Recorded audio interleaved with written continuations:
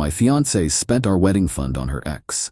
I froze the account, said nothing, just pressed charges. 2 days later, she showed up screaming at my office with her parents behind her. I, 29 male, am, or I guess was, a pretty simple guy. I have a decent job in data analysis, a small apartment I'm proud of, and a 5-year plan that until last week was perfectly on track. The centerpiece of that plan was Sophia, 28, my fiancée of 1 year, together for 4. We were saving up for our wedding next spring. We agreed to open a separate, high-yield savings account for it. Since I handle our finances, I'm better with spreadsheets. She hates them. The account was opened in my name only, a fact we both explicitly agreed upon for simplicity. She would transfer her portion of the savings to my main checking account, and I would move the combined total into the wedding fund. Over the last 10 months, we'd amassed a respectable $22,000. The venue deposit was due in 3 weeks. Last Tuesday, I logged into the account to check the interest statement. My heart didn't just drop, it felt like it went into cryogenic stasis. The balance was $3,500. There wasn't a single transaction. There were 3, all made on the same day. 3 separate ACH transfers, each for a different amount, totaling $18,500. They were spaced about an hour apart, likely to avoid an automatic flag for a single large withdrawal. The recipient was listed as Dylan V. Dylan, her ex, the one she always described as a tortured artist who just never caught a break. I saw him as a manipulative leech, which was a significant point of contention early in our relationship. She swore he was out of her life for good. To make these transfers, she would have needed my login and password. I realized with a sickening lurch that she must have seen me type it on her home computer 100 times. She knew my patterns. She knew the account. And she chose to exploit that trust. My first emotion wasn't anger. It was silence. A profound, hollow silence in my head. I didn't yell. I didn't throw anything. I methodically took screenshots of the transfers. I downloaded the full bank statement. Then I made 2 phone calls. The first was to my bank. I explained that 3 large, unauthorized transfers had been made from my savings account. They asked a series of security questions, which I answered. I confirmed the security on my account hadn't been breached by an outside party, which led to the inevitable conclusion that it was done by someone with direct access to my credentials. They immediately placed a temporary hold on the account and opened a formal fraud investigation. The second call was to the non-emergency line of the local police department. I calmly explained that I needed to file a report for theft. An officer told me to come down to the station with my documentation. I sat in that sterile police station for 2 hours. I showed the officer the bank statements, our written wedding budget we'd mapped out together in a shared note, and a few text messages where Sophia and I explicitly discussed the sole purpose of that account. He was surprisingly empathetic. He took my statement, gave me a case number, and said a detective would be in touch. Then I went home. Sophia was there, humming in the kitchen, making pasta. She kissed me as I walked in. "Hey babe, how was your day?" "Just another day," I said, my voice even. For 2 days, I said nothing.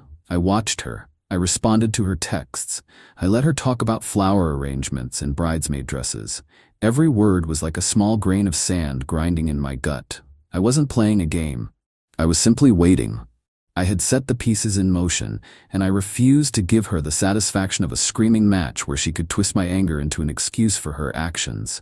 The consequence needed to be clinical, official, undeniable. The explosion came sooner than I expected, and at the worst possible place. This morning, I was in the middle of a quarterly presentation with my department head Alan and 2 senior VPs. My phone was buzzing on silent in my pocket, but I ignored it.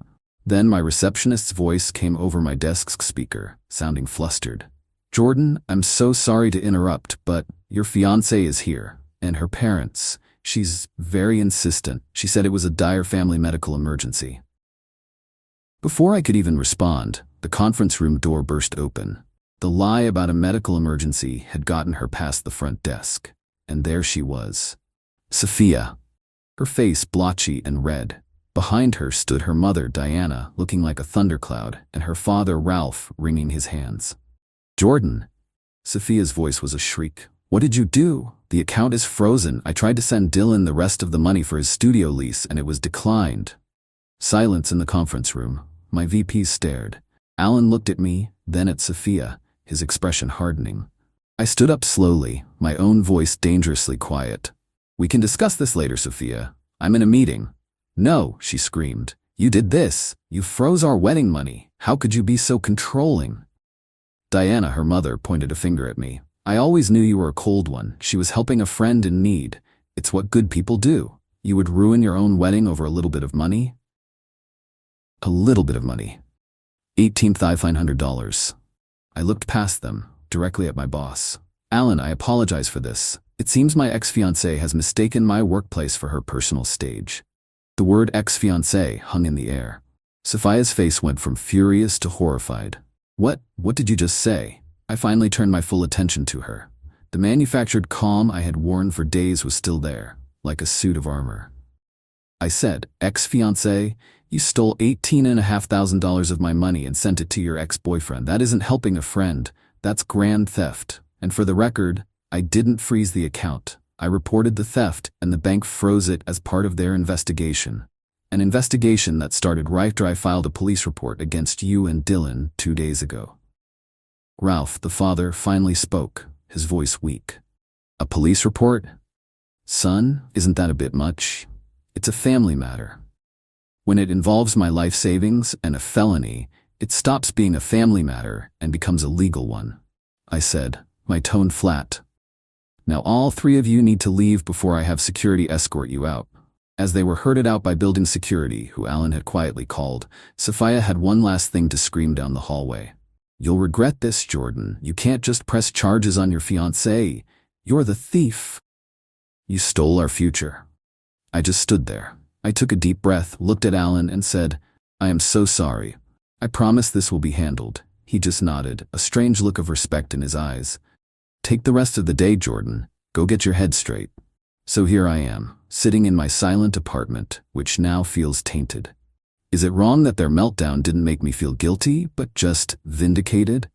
Update 1. The last few weeks have been a masterclass in manipulation and fallout. Thanks for the comments on my original post. They helped me keep my spine straight. I hired a lawyer the day after the office incident, a sharp, no-nonsense woman who has been worth every penny. Work has been fine. Alan has been surprisingly supportive, and the incident has been quietly forgotten, treated as the unfortunate private matter it is. My job is safe. The Sophia & Co. circus, however, has been in full swing. The detective assigned to my case formally questioned Sophia and Dylan. This is when the reality started to sink in for them, and their tactics shifted. First came the smear campaign. Diana and Sophia told our mutual friends and distant family a wild story about how I was financially abusive, that the money was jointly owned, and that I was holding it over her head. They painted Sophia's theft as an act of desperation to escape my control. It didn't stick. Most people who know me saw through it immediately. When that failed, Sophia tried a more direct approach. A late-night text. "Sophia, Jordan, we need to talk. I haven't been feeling well. I missed my period. I think I might be pregnant." My blood ran cold for about 5 seconds. Then my lawyer's advice kicked in.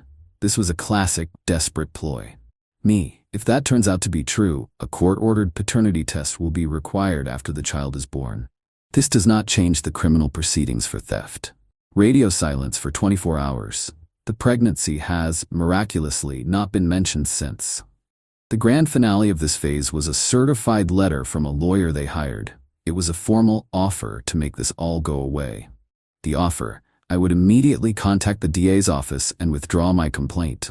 In return, Sophia would graciously agree to a payment plan to return the money. The plan? $100 a month. At that rate, it would take over 15 years to pay back the principal, interest-free. The letter called it a good faith gesture to resolve this unfortunate family dispute. They were delusional. They genuinely believed they held the cards. My lawyer and I drafted a very short response. It stated that we rejected their offer and intended to cooperate fully with the district attorney's prosecution. Furthermore, we put them on notice that we would be filing a civil suit to recoup all stolen funds and associated legal fees after the conclusion of the criminal case. Last weekend, I found the wedding gift I'd bought for her. A beautiful, minimalist watch, engraved on the back, Our Forever. 05/18/25. It was a relic from a life that was now an illusion. I sold it at a pawnshop. It wasn't about the money. It was about severing the last physical tie. The weight of it leaving my possession was a relief I can't fully describe. Update 2. The wheels of justice grind slowly, but they do grind. The criminal case is now closed. The last few months were a slow burn of legal maneuvering. Sophia and Dylan were formally charged. Their lawyer tried to get the case dismissed, but the evidence was overwhelming. The bank records, my testimony, Sophia's confession at my office, and the pièce de résistance, Dylan's public Instagram account. He had used our wedding money to launch a bespoke denim jacket company, flaunting pictures of expensive equipment and materials. My detective loved that part. Faced with an ironclad case, their lawyer advised them to take a plea deal. The criminal consequences. Sophia, she pleaded guilty to a felony charge of theft. She avoided jail, but that's where her luck ended. She received 5 years of probation and was ordered to pay restitution for the full $18,500, for which she is jointly liable with Dylan. A felony conviction has made her functionally unemployable in her FHR. Dylan, the artist, got hit harder. The investigation uncovered a prior conviction for fraud. He was sentenced to 6 months in county jail for receiving stolen property and is also on the hook for the restitution. His denim company vanished before it began. The day the plea was entered, I felt nothing. No joy, no triumph. Just the quiet finality of a chapter closing.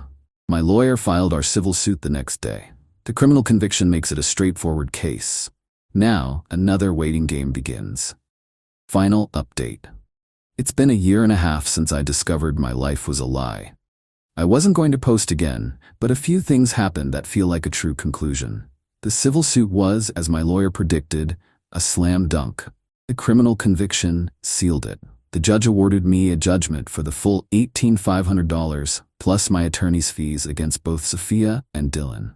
But as anyone who's been through this knows, winning a judgment and collecting the money are two entirely different universes.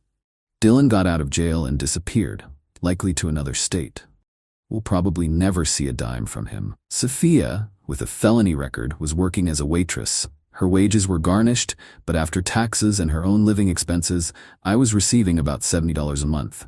A grim, pathetic reminder of the whole affair. This is where the real consequences, the ones born from character, not a gavel, kicked in for her family.